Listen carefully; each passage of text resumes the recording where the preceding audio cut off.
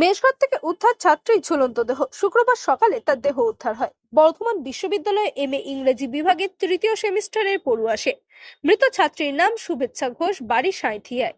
মানসিক অবসাদে সে আত্মঘাতী হয়েছে বলে দাবি পরিবারের। পরিবার সূত্রে জানা গেছে, শুভেচ্ছা বর্ধমান বিশ্ববিদ্যালয়ের ইংরেজি বিভাগের দ্বিতীয় বর্ষের ছাত্রী। মেঘনাথ সাহা পল্লীতে একটি মেসে ভাড়া থাকতো।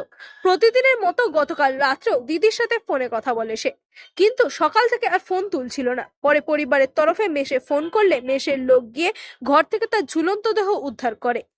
ছোটবেলা থেকেই পড়াশোনায় ভালো সে, কিন্তু দ্বিতীয় সেমিস্টারে প্রথম না হতে পারে মানসিক অবসাদে ভুগছিল।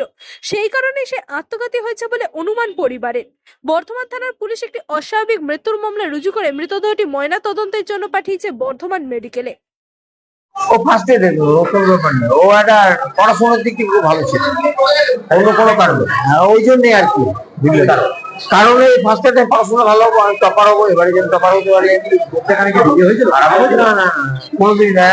মাধ্যমিক থেকে ইয়ে হয়ে আছে, মাধ্যমিকে ও মিউনিসিপালিটি থেকে রাজ্য সরকারের গভর্নমেন্ট থেকে উচ্চ মাধ্যমিক পেয়েছে। কালকে পরীক্ষা রুটিন দিয়েছে। ওইটা প্রিপারেশন কি খারাপ হয়েছিল? ওটা মানে সেটা তো আমরা বলতে পারবো না। কিছু একটা মেবি ওটা মনে হয়, সেটা আমরা তো বলতে পারবো না। মানে আগের সেমিস্টার সেকেন্ড হয়েছে, এবারে ফার্স্টের দিকে যাবো, একবারে টার্গেট ছিল ওরা সবসময়। এই মানসিক লাস্ট ছিল, এবারে থার্ড।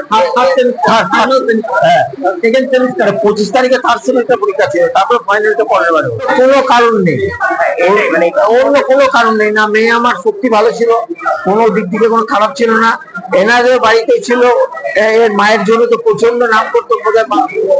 মানে মেয়ের সঙ্গে কন্ডিশন ছিল, সকালের দিকে রাত্রের দিকে 12টা সাড়ে 12টার মতো বন্ধুদের সঙ্গে কথা বলতো। আমি 11টার মধ্যে শুয়ে পড়ি, আমার বিভিন্ন রকম অসুখ আছে, সেজন্য আমি 5টার মধ্যে শুয়ে পড়ি। 12:30 পর্যন্ত মেজো মেয়ের সঙ্গে কথা বলেছে। সকালের দিকে ও 8টা উঠেই ওর মাকে আগে টেলিফোন করে, মা উঠলাম, চা করছি। ও মা যখন 8টা পর্যন্ত টেলিফোন পাইনি, 8টা সাড়ে 8টা পর্যন্ত, 9টা পর্যন্ত পাইনি, তখন বাড়িতে ওনার টেলিফোন নাম্বার আছে, মাকে টেলিফোন করেছে। মা তখন বলেছে, মেয়ের সঙ্গে সঙ্গে ওনাকে করেছে। উনি বলছে দেখছি, বলেছে দেখছি। দেখে আসার পর যখন পাইনি, তখনই টাকাটা কি করে ওনারা। তারপরে ও কাকিমা বলছেন যে আপনারা চলে আসুন। মানে আমার মেয়েকে বা আমার মিসেসকে কাউকে ও বলেনি যে মারা গেছে। নিয়ে আমি টেলিফোন করলাম, তখন বললে আপনার উনি মেয়ে আছে না নেই? বলছে নেই, খানে গলায় ধরে নিয়েছে, হসপিটালে ধরে নিয়ে না। কারণ ওই একটাই পড়াশোনা, হ্যাঁ, আর কোনো কারণ নেই। ফার্স্টের দিকে যাবো, ফার্স্ট হবো, ফার্স্ট হবে। আমি তোর বন্ধুরা বান্ধবীরা বলছে পড়াশোনা করতে খুব ভালো। শুভেচ্ছা ঘোষ। আপনাদের বাড়ি কোথায়? সাঁইথিয়া বিদ্যুৎ।